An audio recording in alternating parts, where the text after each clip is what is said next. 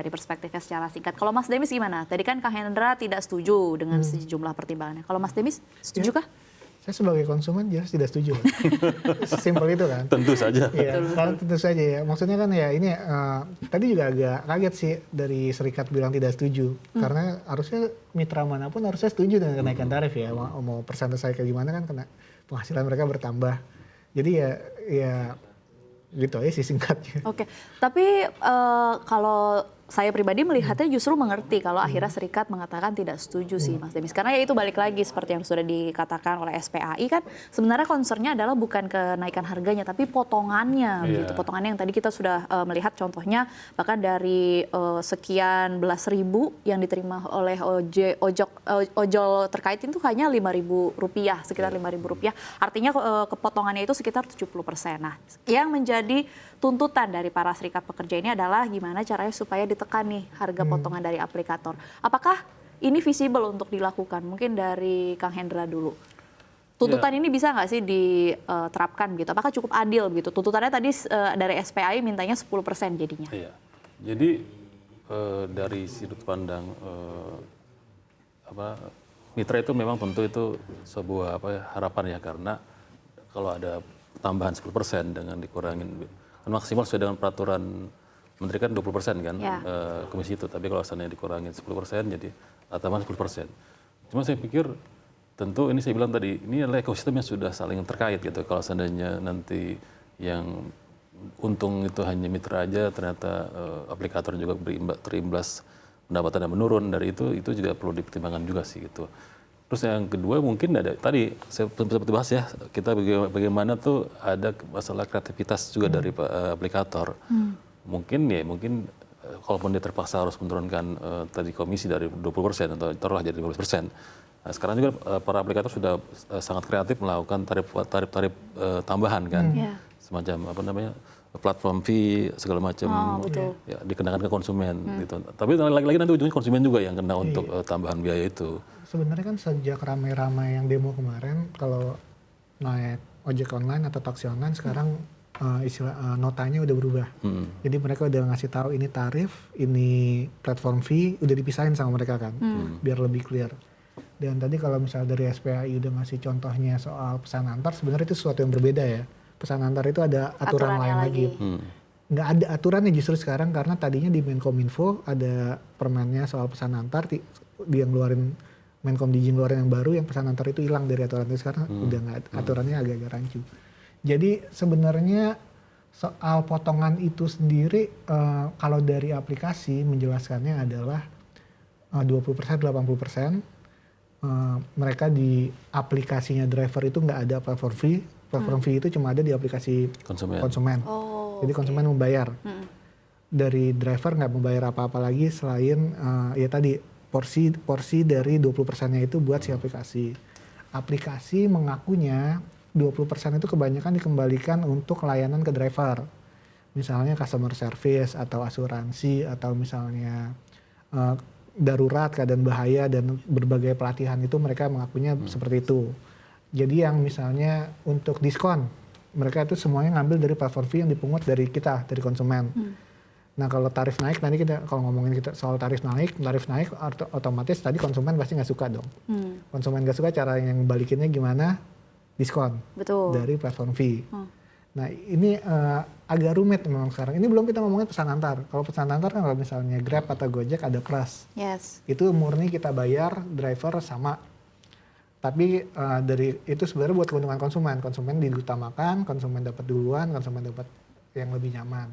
Dengan harga lebih mahal. Tapi di sisi lain juga ada aktivitas dari aplikasi yang mengutamakan misalnya driver yang ikut program tertentu. Itu juga jadi protes dari serikat kan. Iya betul. Ada potongannya lagi. Iya. Ini konsekuensi dari aplikasi itu menerapkan level kan. Level driver tertentu. Jadi mungkin untuk mendorong driver yang lebih aktif mendapatkan upah yang lebih oke, dapat gitu ya. Demand-nya di order lebih dapat, mereka ada kasta-kastanya begitu. Tentunya ya kalau kita bicara soal pekerja ya kita kerjaannya sama kok, perilakunya nggak adil. Tapi ini kan cara aplikasi untuk mendorong produktivitas. Ya artinya rumit sih soal tarif dan potongan ini. Ya bedahnya harus lebih Saya pikir harus regulasi. benar-benar bertahap dulu nih. Kalau sekarang yang jadi concern adalah masalah komisi. Ini masih terjadi simpang siur di antara aplikator sama mitranya. Ini saya pikir pemerintah harus diberesin dulu nih soal masalah komisi ini. Dibikin aturan yang jelas kan. Selama ini kayak misalnya tadi kayak platform fee itu kan nggak ada aturannya kan. Akhirnya kan aplikator bebas menentukan gitu kan.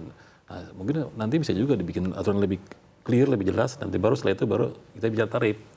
Tarif ini implikasinya sangat luas banget nih. Nanti bisa merusak ekosistem itu sendiri gitu sih, saya pikir. Oke. Tadi berkaitan sama jawabannya Mas Demis tadi bilang bahwa sebenarnya ya itu tadi dari platform ingin mendorong produktivitas dari masing-masing ojol, tapi di sisi lain dari ojol juga merasa berhak bahwa ya ini kan saya yang kerja dan kita semua sama-sama kerja, harusnya lebih adil dan juga mungkin lebih transparan gitu ya berkaitan dengan tarif ini. Dan juga ada salah satu tuntutan dari SPAI tadi kita kan sudah bacakan bahwa tuntutannya adalah ya udah deh kalau gitu fee-nya jangan per order tapi menerapkan sistem UMP. Ini juga salah satu topik yang menjadi tulisan di cnbcindonesia.com. Kira-kira apakah memang tuntutan SPA ini visible kah untuk dilakukan dan seperti apa gambarannya kalau dari Kang Hendra, Mas Dewi silakan. Ini kembali ke soal kalau UMP kalau kepegawaian hitungnya gimana ya? Per bulan apakah harus ada jaminan mereka dapatnya segimana? Betul. Terus ya artinya jadi ya sistem keadilan lagi enggak, soalnya kemarin ada beberapa aplikasi udah mengungkapkan akhirnya maksudnya pendapatan mereka rata-rata berapa kan, ada aplikasi yang bilang ojol yang paling itu bisa dapat 6 juta selama 1 bulan. Paling produktif. Rata-rata.